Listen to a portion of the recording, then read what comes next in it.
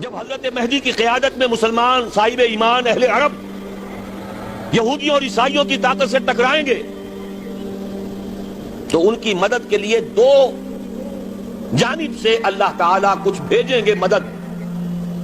ایک تو آخری مرحلے میں مدد آئے گی حضرت مسیح عیسیٰ ابن مریم کا نزول، جو یہودیوں کی طرف رسول بنا کر بھیجے گئے تھے. انہیں یہودیوں نے اپنے خیال میں سولی پر چڑھا دیا، لیکن اللہ نے فرمایا وما صلبوہ وما قتلوہ ولکن شبہ لہم بل رفعہ اللہ الیہ. اللہ تو اپنی طرف اٹھا کر لے گیا. اور احادیث صحیحہ جو کہ ہمارے ہاں متواترہ کے درجے میں وہ احادیث جو صحیحین کی ہیں ان سے ثابت ہے کہ حضرت عیسیٰ ابن مریم دوبارہ زمین پر آئیں گے.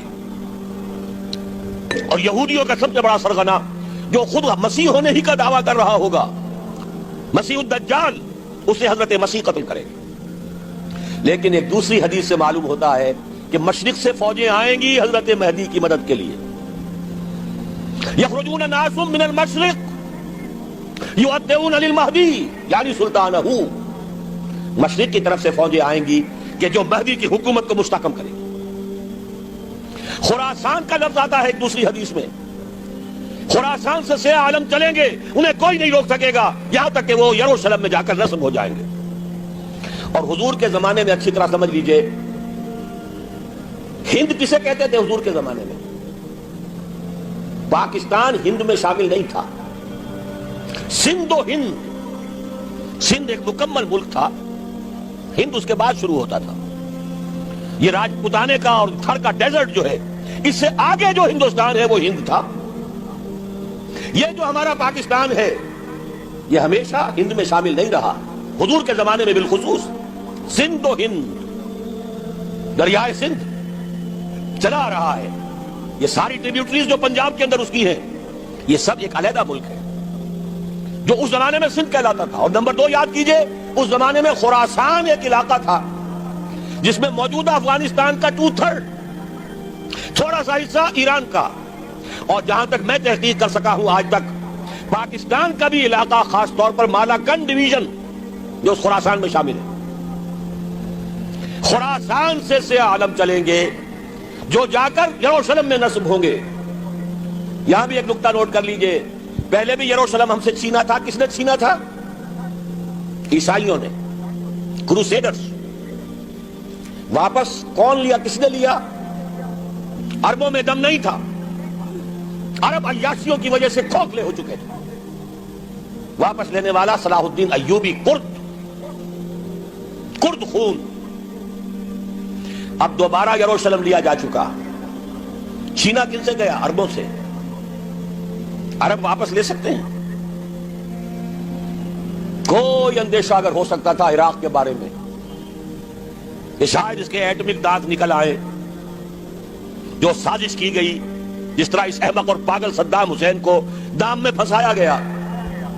صدام 100 جال، دام کہتے ہیں جال کو، سب 100 صدام، اس میں جو پھنسا ہے تو اگلا پچھلا کھایا پیا سب اگلوا لیا. اور ہے ہی کون؟ اس کے پاس ایٹمک ہتھیاروں کا ذخیرہ موجود ہے اور کسی کے وہ ایٹمک دانت بھی نکلنے نہیں دے رہے. پاکستان کے اوپر کتنا دباؤ، اور ہمیں نہیں پتا کتنا کچھ دباؤ قبول کیا جا چکا. یہ تو سبھی مانتے ہیں، کیپ کر دیا گیا، روک دیا گیا، آگے تو نہیں بڑھ رہا، یہ تو سبھی مانتے ہیں. رول بیک بھی ہو گیا یا نہیں کچھ پتہ نہیں.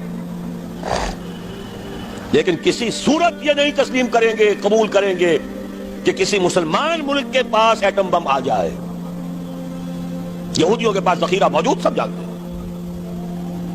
بہرحال یہ جان لیجئے، اس علاقے سے امید ہوتی ہے سندھ اور خراسان. حالات بہت خراب ہیں ہمارے، اور حالات بہت خراب ہیں افغانستان کے بھی، لیکن حالات کے بدلتے اللہ تعالیٰ کی مشیت کے تحت دیر نہیں لگا کرتی. سیرت نبوی میں مجھے نظر آتا ہے سن 10 میں، 10 نبوی، ہجرت سے 3 سال پہلے، 2.5 سال پہلے، کہیں سے کوئی امید کی کرن نظر نہیں آتی تھی کہ عرب میں اسلامی حکومت قائم ہو جائے گی. 10 برس ہو چکے محمد رسول اللہ کو دعوت دیتے ہوئے، اور ابھی تک بمشکل 125 آدمی ہے، اپنے بل پر اپنے طاقت پر مکے میں رہ بھی نہیں سکتے. کیسے ہو جائے گا؟ کہاں سے ہو جائے گا؟ میں آج پوچھتا ہوں، کوئی شخص بتائے کہیں سے کوئی امید کی کرن اس وقت نظر آتی ہے؟ اس ماحول میں لے جائیے. اگلے 3 سال میں کیا ہو گیا؟ پہلے سال 6، اگلے سال 12، اس سے اگلے سال 72، اور بیعت عقبہ ثانیہ، ہجرت، اور وہاں سے اب حضور کی طرف سے انیشیٹ شروع ہو گیا، انیشیٹو. تو ہم نہیں کہہ سکتے اللہ تعالیٰ کی قدرت، اللہ کی مشیت. یہ یقین ہے کہ دنیا کے خاتمے سے پہلے نظام خلافت قائم ہوگا اور تمام دنیا میں ہوگا. ظاہر ہے کہیں پہلے کسی ایک جگہ سے ہوگا، جیسے حضور کے زمانے میں ہوا. اگر بیک وقت پوری دنیا میں ہو سکتا تو حضور کے دست مبارک سے ہوتا. اگر حضور کے دست مبارک سے بھی ایک ملک میں ہوا، جزیرہ نما عرب میں ہوا، پھر حضور کے امتی ہے نا، ابو بکر ہے، عمر ہے، عثمان ہے، صحابہ کرام کی فوجیں نکلی ہیں، امتی ہے، امتیوں کے ہاتھوں اس کی توسیع ہوئی. اب بھی یہی ہوگا، کسی ایک علاقے میں ہوگا. میرا گمان ہے، میں یہ یقین سے نہیں کہہ سکتا، گمان بھی میرا ان احادیث کی روشنی میں ہے جو میں نے آپ کو بتا دی اور موجود ہے اس کتابچے کے اندر. علامہ اقبال نے بھی انہی کے حوالے سے کہیں کہا ہے، میرے عرب کو آئی ٹھنڈی ہوا جہاں سے، میرا وطن وہی ہے، میرا وطن وہی ہے. اس علاقے سے کچھ ہونے والا ہے اور ہوگا انشاءاللہ. میری زندگی میں نہ ہو، آپ کی زندگی میں نہ ہو، کوئی پرواہ نہیں. حضرت حمزہ تو شہید ہو گئے غزوہ احد میں. 5 سال کے بعد حضور مکے میں داخل ہوئے ہیں فاتح کی حیثیت سے. حضرت حمزہ کی نگاہوں نے، ان آنکھوں نے تو نہیں دیکھا، عالم ارواح میں اللہ نے کیا مشاہدہ کرایا ہوگا انہیں، وہ تو ہمیں معلوم نہیں. بعض صحابہ شہید کر دیے گئے مکے ہی میں. بہت بڑی کامیابی. اپنی جان لگا دیں، اپنے آپ کو کھپا دیں، اپنے آپ کو مٹا دیں. جس طرح روڑی کوٹ کر بنیادوں میں بھر دی جاتی ہے، ہماری ہڈیوں کا چورا بنا کر اور ہمارے خون کے اندر اسے گوندھ کر اگر وہاں ڈال دیا جائے، اس سے بڑی سعادت کوئی نہیں. اس پر تعمیر ہو خلافت علی منہاج النبوہ کی، ہم اس کی بنیاد کے اندر دفن ہو جائیں، یہی بہت بڑی سعادت ہے. لیکن یہ ہوگا. میں نے عرض کیا تھا کہ یقین ہے مجھے کہ ہوگا، اور ہر صاحب ایمان کو یقین ہونا چاہیے کہ ہوگا. باقی یہ کہ یہ آثار ہیں اور احادیث بھی ہیں، اور 400 برس کی تاریخ بھی بتاتی ہے کہ یہیں سے ہوگا.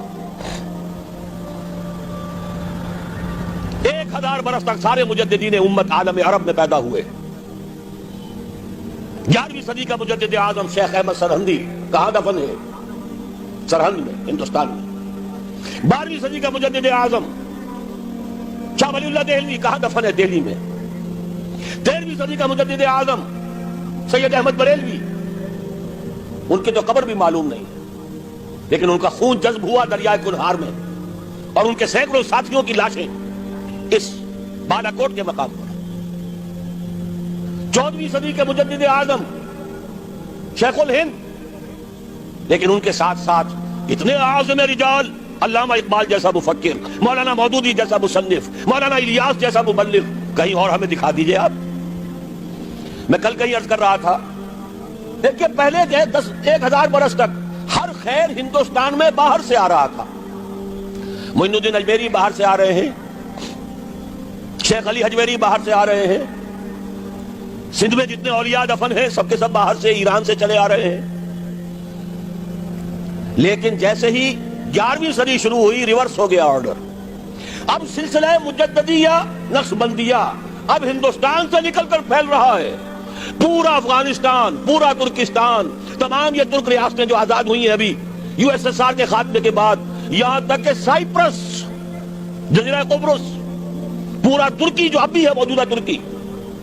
سلسلہ مجددیہ نقشبندیہ کہاں سے چلا؟ ہندوستان سے پھیل گیا پورے عالم اسلام. مفکر، علماء دین اور تمام علوم دینی کا مجدد شاہ ولی اللہ دہلوی. خالص ترین جہاد فی سبیل اللہ دور صحابہ کے بعد جماعت مجاہدین جام شہادت نوش کیا، سینکڑوں ہمارے مجاہدین. پھر 14ویں صدی میں اقبال جیسا مفکر، مودودی جیسا، دوبارہ دہرا رہا ہوں، مصنف، مولانا الیاس جیسا مبلغ مجھے تو کہیں نظر نہیں آتا. تمام مسلمان ممالک آزاد ہوئے، کہیں اسلام کا نام نہیں لگا. نہ سرکاروں نے نعرہ لگایا، نہ کہیں کسی اور نے نعرہ لگایا. عربوں نے بھی عرب نیشنلزم کا نعرہ لگایا، اسلام کا نعرہ نہیں. تحریک پاکستان میں نعرہ لگا. پاکستان کا مطلب کیا؟ لا الہ الا اللہ.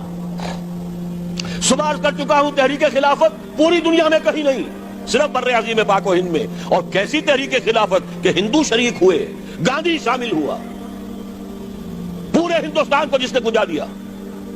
یہ دوسری بات ہے کہ جب خود مصطفیٰ کمال نے ختم کر دیا تو اب کیا کرتے؟ مدعی سست گواہ چست. نوٹ کرنے کی بات ہے، کچھ آثار ہیں، 400 سال کی تاریخ ہے، بتا رہی ہے پاکستان کا قیام خود ایک معجزہ. یہ ساری چیزیں مشیت ایزدی میں کسی بڑے خیر کا پیش خیمہ ہے.